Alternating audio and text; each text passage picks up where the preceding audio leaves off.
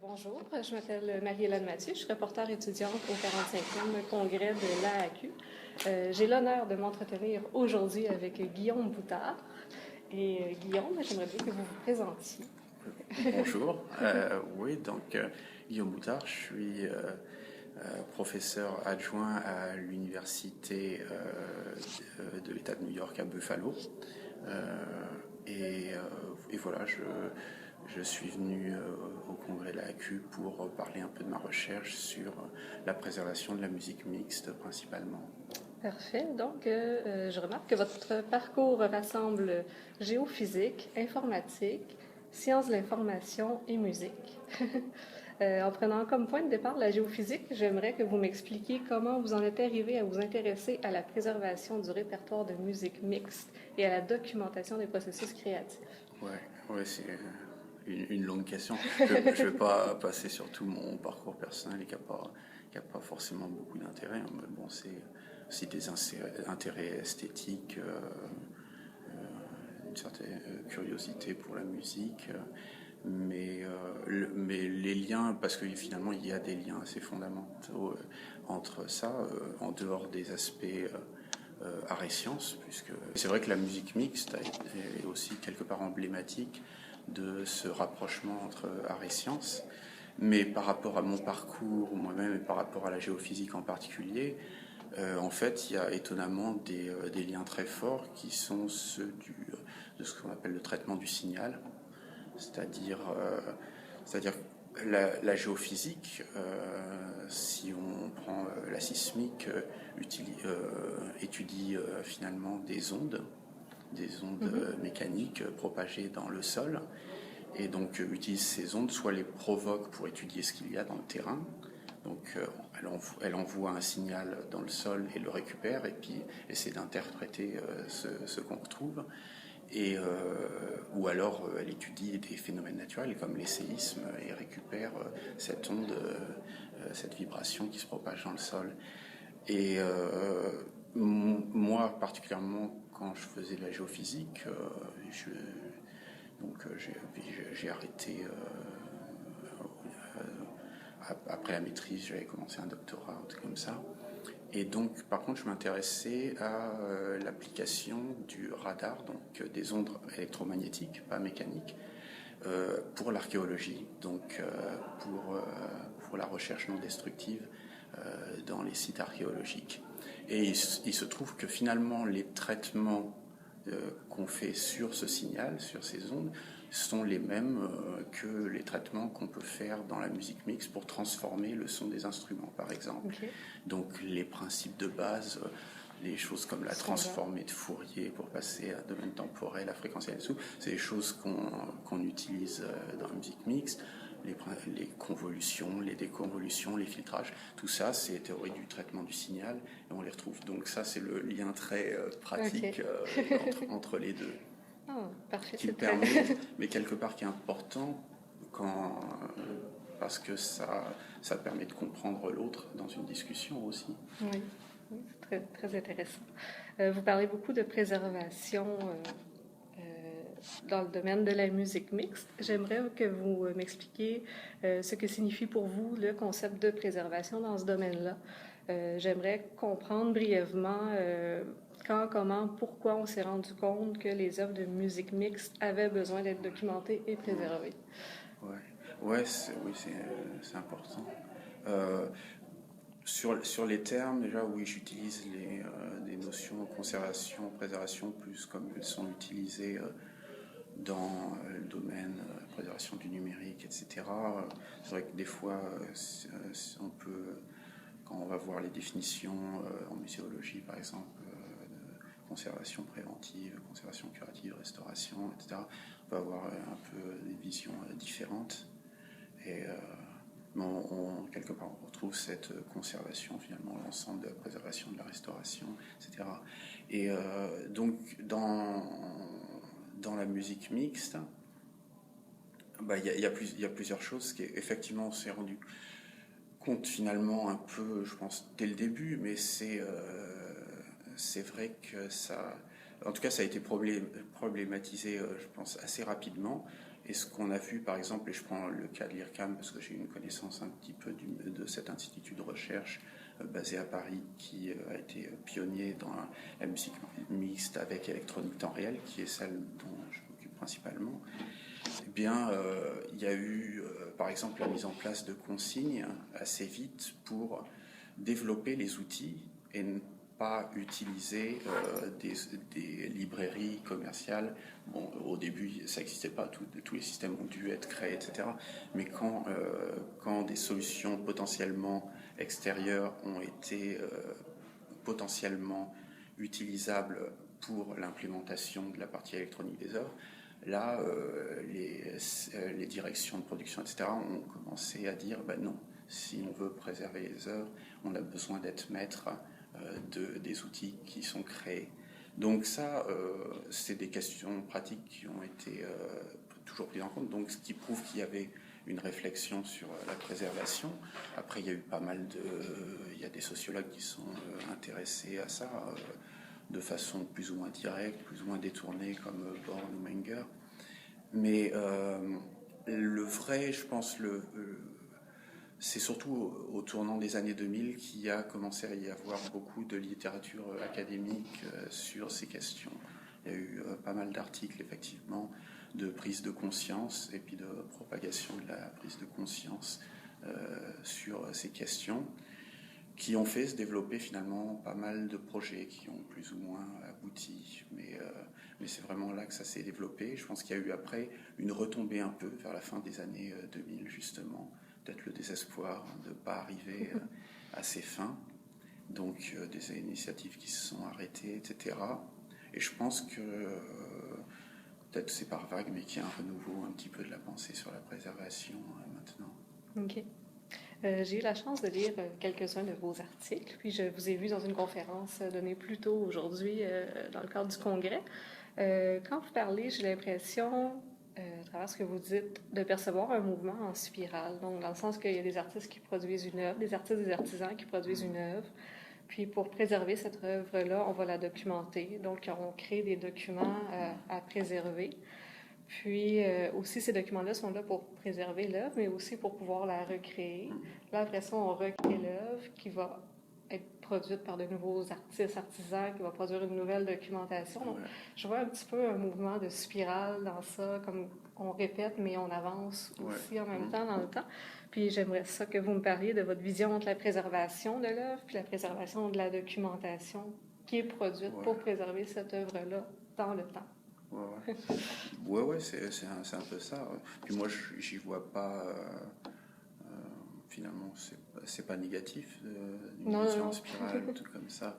Mais à la base, il y a effectivement ce que j'ai présenté brièvement dans la conférence, que c'est commun à toute notion de performance. Parce que, finalement, ce qui nous intéresse, c'est la possibilité de reconstruire une nouvelle performance de l'œuvre et pas l'enregistrement d'une performance qui devient un document parmi tant d'autres. Effectivement, la différence, c'est que moi, je posais la documentation comme médiation de la pratique. Donc vraiment le document pas comme un espèce d'outil exégétique pour retrouver un sens par la communication savante, par l'analyse savante de l'œuvre, mais comme un outil de médiation pour continuellement construire la pratique et donc garder les œuvres vivantes, puisque c'est de ça dont on parle. La performance, effectivement, elle continue sa vie en étant toujours continuellement réinterprétée, etc. C'est le principe des œuvres musicales, c'est le principe de tous les arts de la performance. OK. Je remarquais aussi que, dans le fond, je pense que, peut-être que je me trompe, mais vous avez travaillé beaucoup dans le cadre de programmes de recherche affiliés avec des universités ou des instituts spécialisés. Si, admettons, moi, je ne suis pas du tout affiliée à ça, comment est-ce que vous avez déjà travaillé avec des personnes peut-être un peu plus réticentes, des gens qui ne veulent pas préserver leur œuvre, ou comment vous pouvez réussir à démontrer votre approche? Des gens qui ne sont pas issus du milieu universitaire ou de la recherche. Oui, il y a beaucoup de cas là-dedans.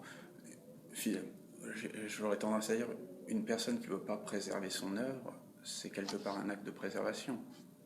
C'est dire que c'est comme ça qu'elle est préservée. Donc, c'est pas une contradiction. Un peu comme en art visuel aussi, où les gens vont décider qu'ils veulent le détruire. Puis, on peut remonter dans à Metzger, à l'art destructif, etc.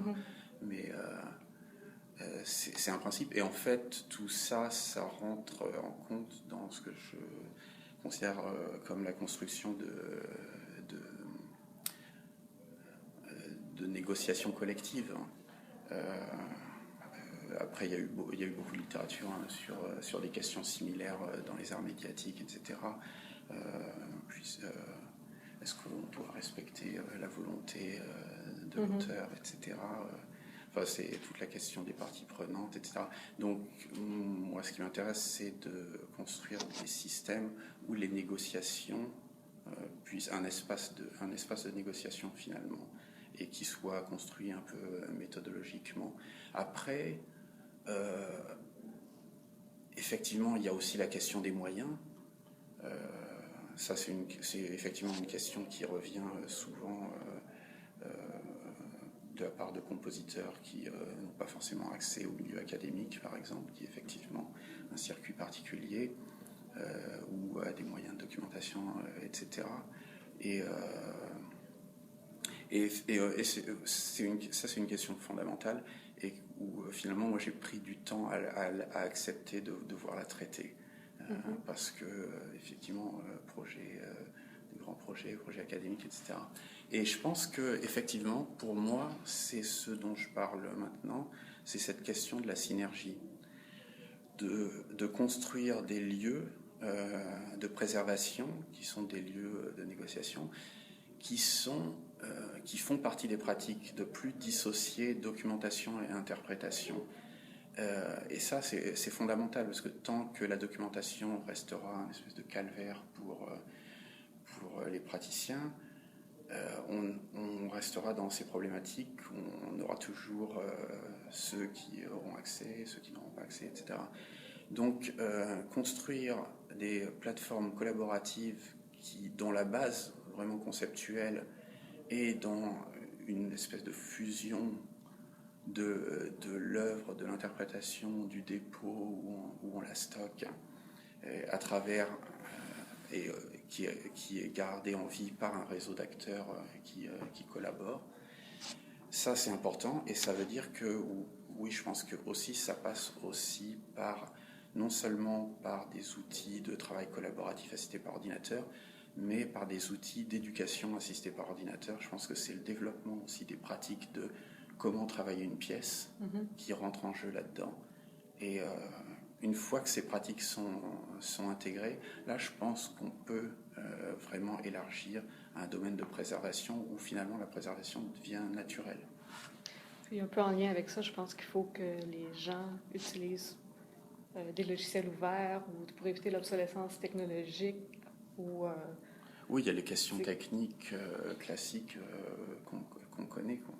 Et, est-ce que les artistes sont réticents à ça? Est-ce que quelqu'un voudrait continuer à utiliser moi, je pars du principe que c'est pas mon rôle, en tout cas, déjà en tant que chercheur, d'imposer des pratiques à des artistes sous quelque motif que ce soit.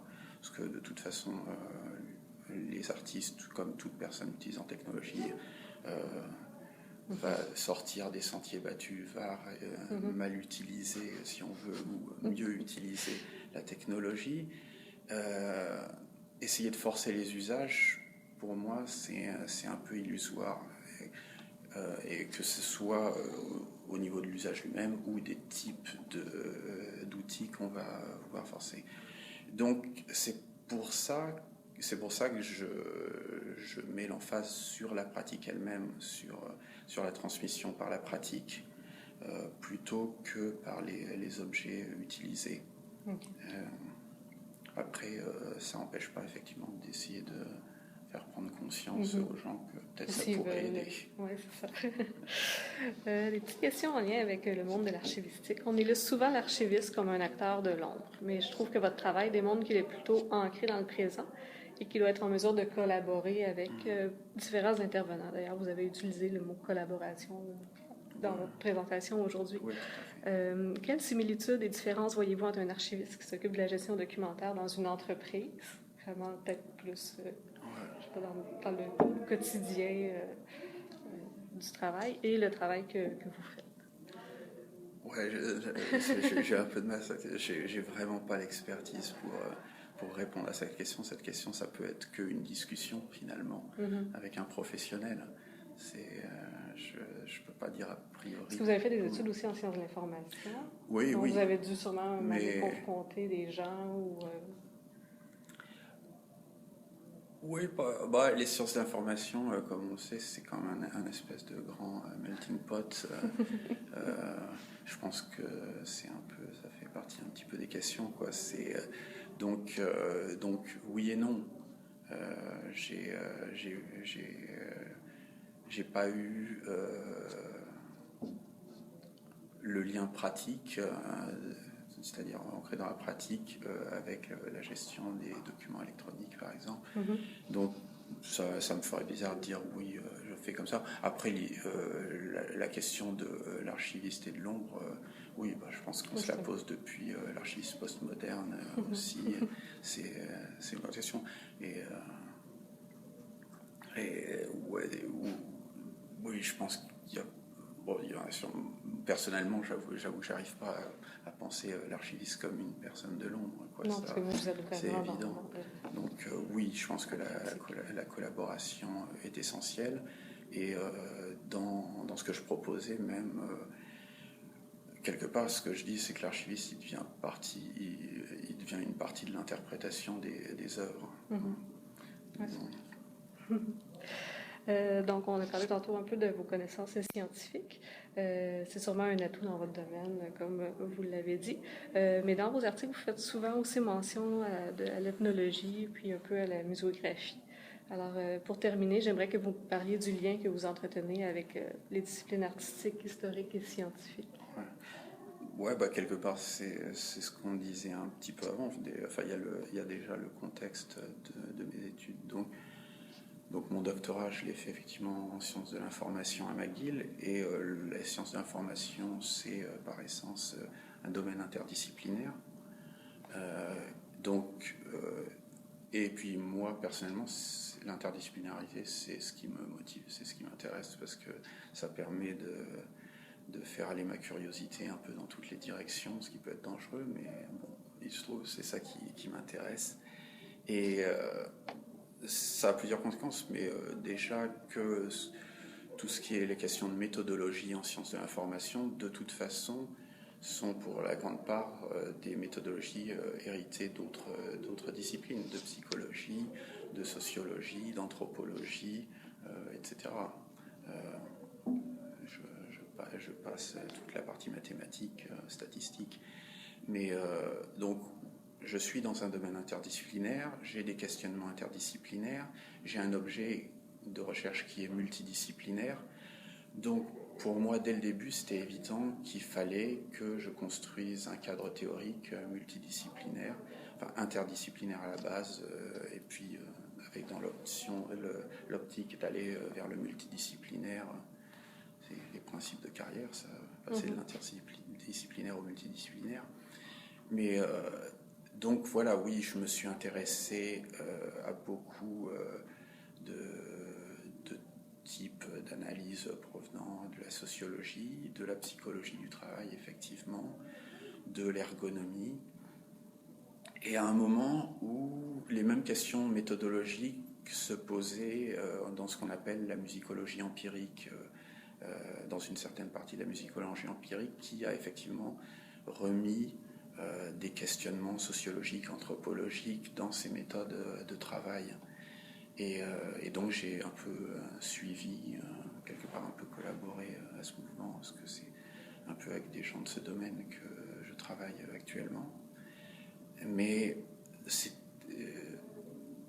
c'était impossible autrement. Je suis dans l'interdisciplinarité, Ça fait j'utilise partie des de vous-même. outils, j'utilise des instruments scientifiques qui proviennent d'autres disciplines, et c'est en plus quelque chose qui me passionne de On chercher, voit ça, oui. penser les instruments, chercher les instruments qui sont en relation avec une question, qui ne sont pas juste genre j'ai un objet, je vais utiliser un instrument puis voir ce que ça donne. C'est de le penser quand même à l'avance et de dire en quoi cet instrument apporte quelque chose, une perspective intéressante sur mon objet de recherche.